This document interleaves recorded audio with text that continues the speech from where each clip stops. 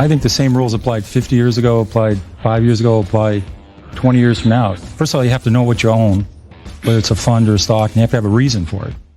And you ought to be able to explain to an 11-year-old in 2 minutes or less why you own this. And this sucker's going up is not a good reason. I've tried that one. Doesn't work. Basically, you look now, you have 3 choices. I think if you're an investor, you could put your money in a money market fund and get 1.7, 1.5, 1.6, and it's taxed at a 40% rate. Or you can buy a 10-year treasury and get 4.7, and that's taxed at a 40% rate. Or you can have some equities. And I think stocks over the next 10 years will do a lot better than 4.7 or 1.7. So I would have some of my money. Now, it's up to the person to decide how much they want to have in the stock market. For some people, 10% is aggressive. For some people, 50% is the right amount. It's a personal decision. And you can't go by these rules that if you're 25, you should be 100%. And if you're 45, you should be 50%. And if you're 60, you should be 0. And I guess burping a lot. I don't know what the rules are on people at 60, but I hate those rules. I think they're pathetic. Why are you confident that stocks will be a lot higher in 10 years? Well, they're not lottery tickets. I mean, when you own a stock, it's a share of a company. And I think companies are going to make a lot more money in 10 years, a lot more money in 20 years. And that's why they go up. That's the only reason. Some companies don't do well. Zero Huxes make a lot less money than they did 30 years ago. It's a lot less. More companies are earning a lot more money than they were. And that's why stocks go up. Corporate profits have gone up 40-fold since World War II. Stock market's up 40-fold. It's 25 years since you started running Magellan. You have been director of research for Fidelity. You've been with them since, I guess, 69. What are the most conspicuous mistakes you've seen investors make? Well, I think not looking at the balance sheet, and this is a mistake I've made. If you look at a person's balance sheet, you look to see what the assets they own, their houses, if they own a house, if they own a car, what debt they have, and take that away. That's what your net worth is. You should do that with a company. And I've seen investors look at companies that let's say you're looking at 2 companies, they're very depressed. They're each at $4 a share. And they're each losing a couple $1 million a quarter. One company has $100 million in cash and no debt. And one company has no cash and $100 million in debt.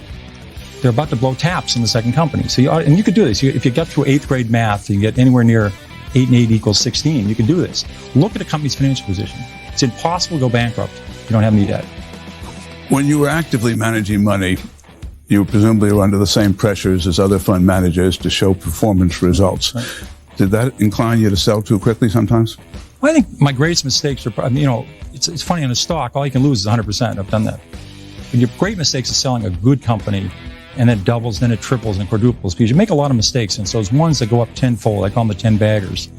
So some of my mistakes are just saying, oh my God, this stock is too high. And I was wrong. And you had to figure out, what inning am I in this baseball game? I sold Toys R Us way too early. It went up 20-fold after I sold. I did the same thing at Home Depot.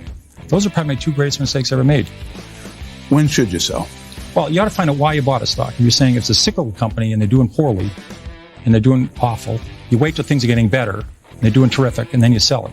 But with a growth company, you have to say, Walmart's case, 10 years after they went public, you could have bought the stock and made 500 times your money. You say, still are only in 15% of the United States. And they could say, why can't they go to 17? Why can't they go to 19? Why can't they go to 23? So for the next 4 decades, they went around the country. So you have to say to yourself, in this stock, I have a 10-year story, a 20-year story. I'll be able to write that down and follow that. That's what I do with the company. And that's your decision. That's how you sell it. You still buy a company, and you buy a company to grow. And if it's a textile company or it's an electronics company or software company, you better understand what they do. And if they do well, the stock will do well, no matter what happens to the market. If the Dow Jones today was 1,000 or 500, you would have made a lot of money in McDonald's. You would have made a lot of money in Johnson & Johnson. You would have made a lot of money in Gillette. These companies' earnings have gone up a lot the last 30 years. And if the market was 50,000, you would have lost money in Burlington Industries. I recommended that in 1969. I think it's gone from 34 to 2 with no stock splits. Because the earnings have been terrible. Well, your modesty actually makes an important point, which is people with the best batting averages in the world don't bat 1,000. I sometimes get angry mail, particularly during bear markets, saying so-and-so recommended such and such and it went down. Well, how often did you come up with a clinker? Well, this is a funny business. You don't have to be right even 5 times out of 10. If the times you're right, you make a double and triple. It offsets all those times you lose 20 or 30%. So when you buy a stock, you got to say to yourself, how much can I lose and how much can I make? And you ought to be able to make a lot. These stocks are risky. I mean, look at how much we lost in AT&T. Look how much we lost in Xerox. These were quality companies. You can lose a lot in a stock. So you got to say to yourself, how much can I make? Because I want to buy a stock. If I'm right, I'm going to make a double or triple. Does your own confidence ever get shaken? Every day I think the market's going to go up. I keep calling a lot of my companies. So I keep calling the company.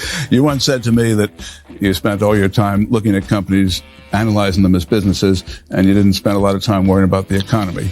Do you have a view on the economy now?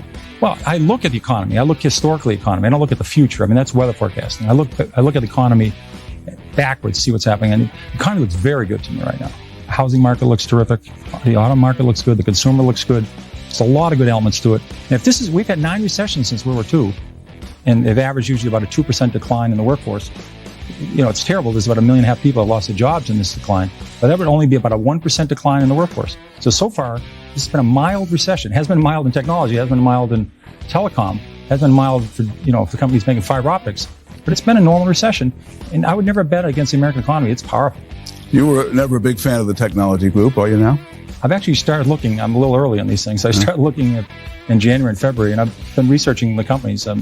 They're very complex because if there's 1,000 technology companies, they're all a little bit different. They're not like a bunch of banks. They're very similar. So you have to be careful. I'm looking at companies that are selling close to cash. They're an industry leader, and they're down 95%. Well, I think that's a very interesting correlation. I mean, the Japanese market and economy has been incredibly weak. They've had a 12-year recession. But there, you had a real problem with the banking system. You basically had, let's say, average building, a commercial building went from $50 million to $500 million. A bank then made a 110% loan against it, a $550 million loan. Then the building went back to 50, and they're stuck with a $450 million loan. And the government never cut taxes. It actually raised taxes. I mean, they did everything wrong, and the companies didn't cut costs. So they just sort of sat there, hoped things would get better. Our companies act fast. They start cutting costs real quickly. And our government is, fortunately, this is rare in our history. We went into this recession running a surplus, first time ever. The system's supposed to be, in our country, we should run surpluses in the good times, and then in the bad times, we run deficits. Well, guess what? It's working. They didn't have that in Japan. And Japan now has wasted 12 years. I don't think this doesn't look to me at all like Japan. We're starting to get better already. Peter, Lou asked you a question about sort of the typical investor mistakes. And when you started in the business, I know the average investor held mutual funds for 16, 17 years, and now it's down to less than 2 years. Right. Do you think that's one of the problems if time horizons gotten too short? Well, I think also you have to say, what do I want? Do I need the money in a year? Do I need the money in 5 years? You're a terrible investor. You need the money in a year. And if you need it for college, to send your kids there, or a wedding, you're not going to be a good investor. Then you have to do some homework and say, should I have 10 growth funds? That's silly. You say, what do I want? I want 2 or 3 growth funds. What's my mix I like? And you want to say is aggressive. For some people, aggressive is 50%. So I would say and some people might want to have foreign funds. It's like a menu at a restaurant. They should look it over and decide what they like, and then stay with it. And if one group does well for 2 or 3 years, the next bunch of money they add to, maybe they should add to the group that's underperforming. Over time, different categories work out to be about the same. So you get whipsawed. If you're all in one area, does poorly for 3 years, you say, get me out of that, and you go into some other area, and that does badly for 3 years. You could be in it forever and you'll make money. Peter, does this market remind you of any that you've been through before? I would say the 90 bear market was very similar in many ways. I mean, just to think Saddam Hussein takes over Kuwait. We sent 500,000 troops to Saudi Arabia. All the people are saying it's going to be Iraq's the third largest army in the world. It's going to be another Vietnam. We had a recession. We had all these banks in trouble. Right now, our banks are in terrific shape, which is a major positive. So that was a very scary environment. And we had defaults. I mean, it was an ugly environment. Everybody was afraid. So I think that was a very similar market. And I think 81, 82 was ugly too. We had 20% prime rate, double-digit inflation, double-digit unemployment. So those are scary markets. And then top it all off, the 73, 74 market, as you remember, the Nifty 50, we had that. We had it in technology stocks. So we had 95% declines. And, so we combined 3 markets into one special case. It's been very fast. We have less than a minute left. Those who are less sanguine about the economy than you've just expressed often cite the recent declines in the dollar and the shift from surplus to deficit as negatives. You seem to indicate that they're positives. Why? Well, I think the government running a deficit is terrific. That's the way it should work. I mean, when they were running a $200 billion surplus, which they're taking $200 billion out of the economy. Now the government's running a $100 billion deficit. It's pumping $100 billion in. It's a cushion. So you don't see a double-dip recession coming? I don't know. I can't predict the future. That's a healthy thing to have buffers in the economy. We've had 9 recessions in World War II. We've got out every one of them. The system works. If you could give one sentence of advice to scared investors right now, what would it be? I think you ought to see some kids. Hire an 8-year-old, hire a 6-year-old. Just watch them. They don't know who Alan Greenspan is. They know about the shape of the yield curve. They're optimistic about the future. We'll be fine for the next 30, 40 years. Let's hope you're right, Peter. Courage and persistence, they've worked in the past.